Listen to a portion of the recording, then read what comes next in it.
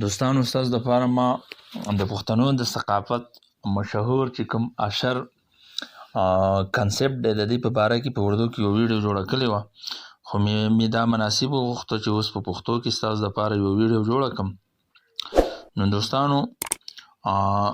اکثر پښتانه دا دعوه کوي چې دا موجوده دور کې دا کم سماجي تنظیمونه چې کوم دي یا غیر سرکاري تنظیمونه دي، دا NGOsګانې چې کومې دي، نو دا در اصل دا د پښتنو په زرګونو کلونو مخکې چې کوم رواج او اشر و دا د هغې یو شکل دی. پخوانه زمانه کې به اشر و، اوس چې کوم دی دا غیر سرکاري تنظیمونه دي، NGOs دي، او د اشر اوس هم څه جلکیانې موجود دي. اوس راځو چې د اشر څه شی دی. اشر چې کوم دی دا یو داسې رواج دی، په دې کې د یو کلي د هر کور نه یو سړی حصه دي، او د اشر د اهتمام د څه دپاره کیږي؟ دا د اجتماعي کارونو دپاره هم کیږي، او د دې سره سره د خلکو د ذاتي کارونو دپاره هم کیږي. یو سړي ته یو کار ډیر ګراني، نو هغه یوازې نشي کولی، نو د هغه دپاره د دې رواج خاص خبره دا ده چې خلک ورسره بلا معاوضه، یعنې دې ته څه روپۍ موپۍ نه میلاویږي، که دوی ټوله ورځ هم کار وکړي، ښه مشقت وکړي، خو روپۍ ورته نه میلاویږي، دا رضاکارانه ته ورباندې کوي د الله د رضا دپاره. بل د ورورۍ قایم ساتلو دپاره، د پښتو هغه ثقافت ژوندي کولو دپاره هم دا کار کوي. اشر خو د ډیرو اوس دا خبره کوو چې د اشر د څه دپاره کیږي. نو اشر د ډیرو دغه دپاره کیږي، لکه اوس دا شو چېرته د وښو کټایي شوه، یا د غنمو کټایي شوه، د جوارو کټایي شوه، او د دې سره سره چېرته یو کور راولوږي خدای مکه،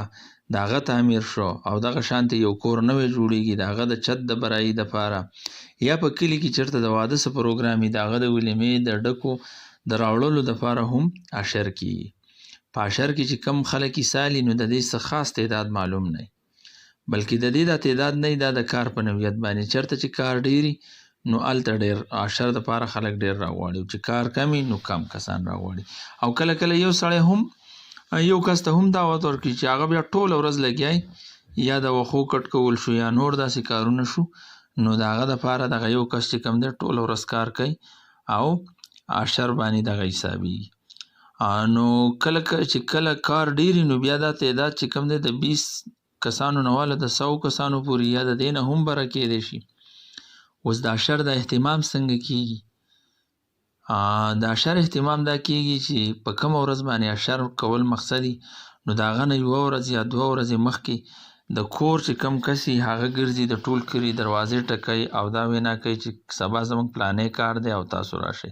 یعنې سبا واښه رودل دي، جوار ریبل دي، غنم ریبل دي، نو خامخا یو کس راولېږئ زموږ کره. او چې کم خلک بیا اشر دپاره راغوښتی شوي، نو هغه خلک چې کومې یو مقرره ځګۍ یې واښه ریبلو، یا غره ته ځان رسوي، پټي ته ځان رسوي، نو د هغه دپاره راځي ښه په ټایم باندې. او د دې سره سره یوه خبره پکې بله دلچسپۍ دا ده چې کم اوزار دي په کم څه باندې کار کیږي، یا لرګی چې ورته موږ وایو، کوداله شوه، ګینټي شوه، بیلچه شوه، نو دا خلک ورسره هم د ځان سره راوړي. نن سبا د خیبر پښتونخوا په بالایي علاقو کې لکه اوس بونیر شو، شانګله شوه، دغه شانتې اپردیر شو، لوګردیر شو، په دې ځینو کې په دې ستمبر او اکتوبر کې خلک د یخنۍ د راتلو نه مخکې د دې سارو دپاره چې کوم څنګه چې انسانان ځان دپاره جمع کوي، خوراک جمع کوي، دغه شانتې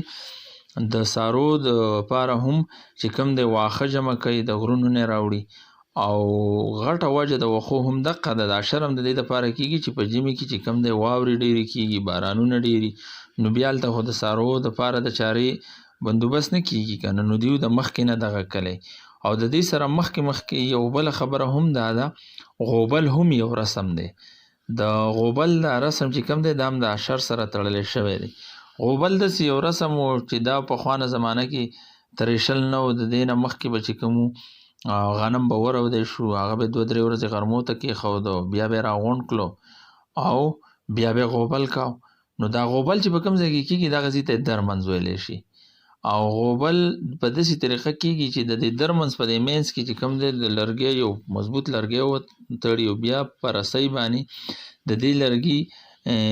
سره غویان وتړي، خو د دې نه مخکې دا غنم یې خواره کلي، دا کوم چې د غرمو ته پراته دا وچ شي او په دې درمنځ کې پراته وي. نو بیا دا غویانې په مضبوط رسۍ باندې وتړي او دا د دې باندې د پاسه ګرځي او بیا د غنمو نه چې کوم دا ستري د دې نه دانه جدا کیږي. نو د دې غوبل دپاره هم اشر کیږي او دغه شانتې د غوبل کې د څونه غویان لګي دا خو به دغه کور کې هم نه پوره کیږي. نو دا وله د کلي خلک چې کم دی د کلي نه وله راغواړي او د اشر وجه دا ده چې په یو ځای کې یو کار هغه په میاشتو کې کیږي، خو چې کله اشر شي او خلک وله راګډ شي نو دغه کار بیا په اتفاق او اتحاد او په ورورولۍ سره خلک د یو بل سره مرسته کوي. نو دا بیا په ورځې د ډېرو ورځو کار یې هغه په یوه ورځ کې وشي. او اشر کې چې څوک حصه لي دې ته اشرګن دی وایي. څه شی ورته وایي؟ اشرګن دی ورته ویلی شي. او اشرګن دی چې کوم دی دا ټوله ورځ چې کوم دی بلا معاوضه کار کوي او د کلي تقریبا د ټولو خلکو په غرونو کې حصه او هغوی ته هغه خپله حصه معلومه نو هغې ته برخه ویلی شي. او دغه برخه چې کوم دا د کلي نه ډېره لري نو په دې وجه چې کوم دی دا بیا یوه ګنټه دوه فاصله مي نو چې کله اشرګندې راځي نو دغه ځای ته چې ځان کله رسوي نو سهار وختي ځي او بیا دغه پورې لګیا چې د څو پورې دغه مقرره دغه تارګټ یې پوره کلی نه وي، دغه کار یې کلی نه وي، د دغه ځای په وخته پورې مسلسل لګیا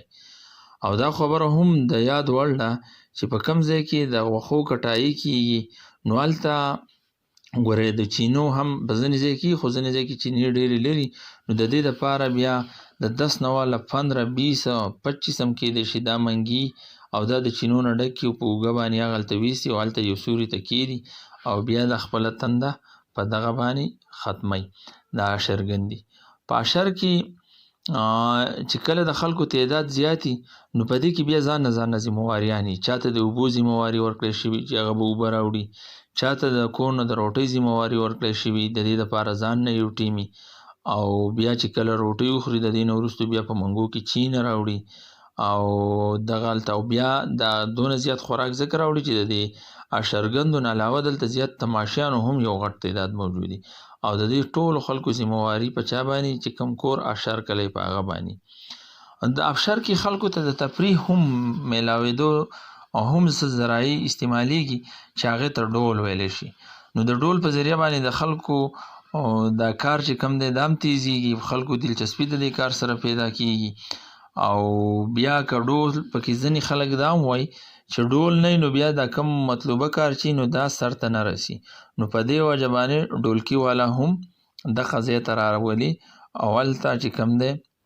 واښه شو یا نور داسې کار شو هغه کې خلکو کې جلتي راشي، تیزي راشي او په دې کې یو بله خبره دا وه چې داسې کیږي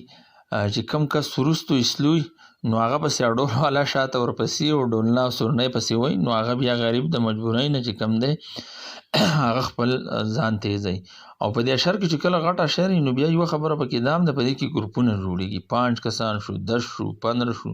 د دوی ګروپونه جوړېږي او دې ته یو خاص مخصوص ځای والا کېږي او هغه خپل ځای کټ کوي او مخکې روان او چې کله دا د یو بل نه مخکې کېږي نو په یو بل باندې نارې وایي شپېلې وایي نو مختلف قسم القاباتو باندې یو بل ته اوازونه کوي خو دا ګوره ډېر په خوشګوار ماحول کې کېږي په دې کې جګړې مګړې نه یو کله کله دا